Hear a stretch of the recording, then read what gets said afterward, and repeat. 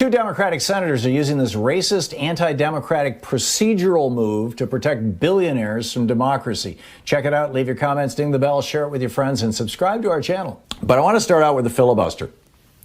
I think this is really important. I just published a piece on this over at thomhartmann.medium.com. And, basically laying out the history with hot links to all the, any kind of documentation you may need.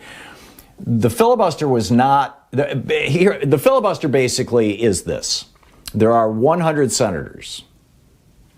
If one senator says, I object to continuing with, to moving forward with any kind of discussion about any particular piece of legislation, once the debate is stopped, the legislation is dead, right? So any one senator can say, I object, and essentially launch a filibuster. They don't have, this is not Jimmy Smith, Mr. Smith goes to Washington with Jimmy Stewart. You don't have to stand, you don't have to speak. Yes, there have been filibusters like that. That was performance theater.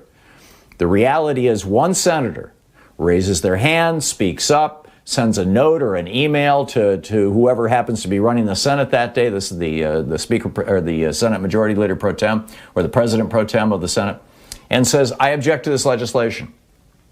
And at that point, it takes 60 votes to stop it out of 100. Now, there are only 50 Democrats in the United States Senate, plus the Vice President. So we have 51 votes. But it takes 60 votes to move a piece of legislation forward over the objection of one particular senator who might be bought off by one particular industry that legislation happens to be all about. This is not in the Constitution. In fact, in James Madison's entire lifetime, he died in 1836, the father of the Constitution, one of the younger guys, he was in his early 30s when he helped put the Constitution together in Philadelphia in 1787.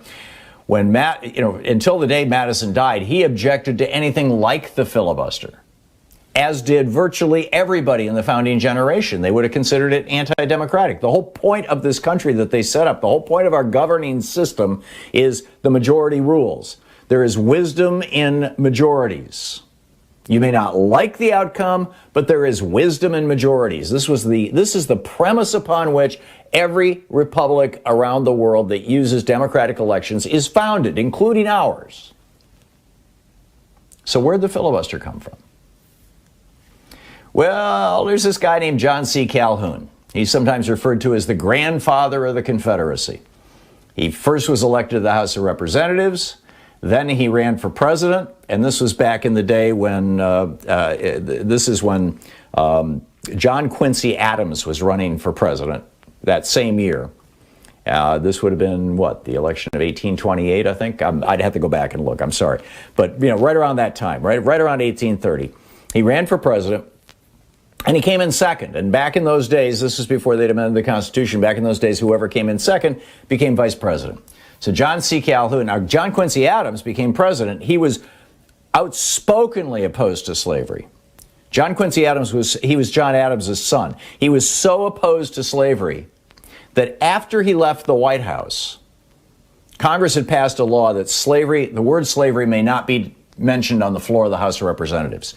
So after John Quincy Adams left the White House, he ran for the House of Representatives from Massachusetts, from his town of Massachusetts, won, and every single day the House was in session, for years, John Quincy Adams would stand up and speak the word slavery and try to initiate a debate on it. Over on the Senate side, though, as I said, John Quincy Adams, his vice president was John C. Calhoun. Then the next president was Andrew Jackson, and his vice president was John C. Calhoun, too, who was still running for president. So in the middle of the Andrew Jackson presidency, the famous Indian killer guy, he loved being called that. In the middle of that presidency, a Senate seat opened up from South Carolina, which is where Calhoun was from. He resigned the vice presidency. He and Spiro Agnew are the only two vice presidents to have ever resigned. He resigned the vice presidency. The governor of the state of South Carolina put him in as the United States Senator, one of the two senators from South Carolina. And this is right around 1836, whatever the year was, in the mid-late 1830s.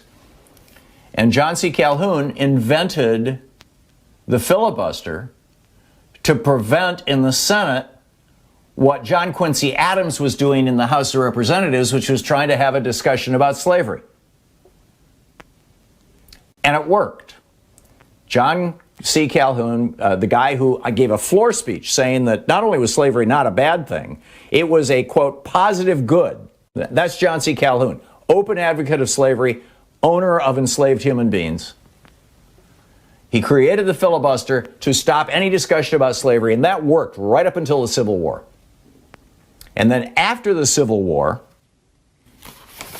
as historian Adam Gentleson notes, quote, from the 87 years between when Reconstruction ended until 1964, that would have been 1876 until 1964, the only category of legislation against which the filibuster was deployed to actively stop bills in their tracks was civil rights legislation. It was still all about race. It was still all about white supremacy. LBJ got the Civil Rights Act and the Voting Rights Act passed a filibuster. The Southern conservatives tried to filibuster both simply by, but not simply, it was a hell of a lift, by mobilizing American voters. He got people really outraged.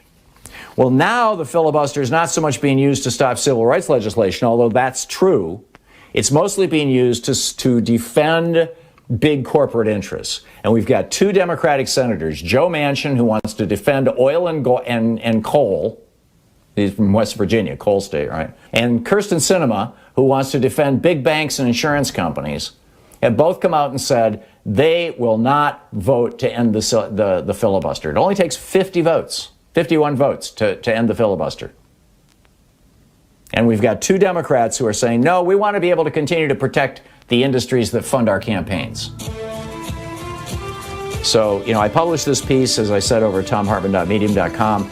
If you want to call either of these senators and your two senators, and I would strongly recommend you consider doing that, the number for the congressional switchboard is 202-224-3121. I'll give you that again in just a second. And just call them and say, hey, it's time to end the filibuster. It's a racist anachronism. Let's bring democracy to the Senate.